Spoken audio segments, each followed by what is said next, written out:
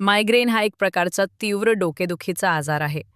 यात डोक्याच्या एका बाजूला ठणकणारी वेदना होते. यामध्ये प्रामुख्याने वात आणि पित्तदोष वाढलेले असतात. दीर्घकाळ उपाशी राहणे, झोपेची कमतरता, अतिविचार, चिंता, ताण, तसेच सूर्यप्रकाशात जास्त वेळ राहणे, पित्त वाढवणारे पदार्थ खाणे इतर कारणे आहेत. खालीलप्रमाणे घरगुती उपाय करा. 1. कपाळावर ताज्या तुळशीच्या पानांचा रस किंवा चंदन लेप लावावा. 2. लिंबाच्या सालीचा लेप कपाळावर लावल्याने वेदना कमी होतात. 3.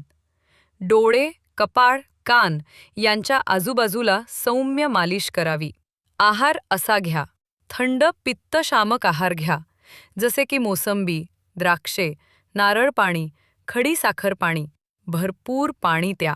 वेळेवर जेवण घ्या. रात्री जागरण करू नका. वेळेवर झोपा, वेळेवर उठा. सकाळी वॉक करा. गवतावर अनवाणी किमान 30 मिनिट चाला.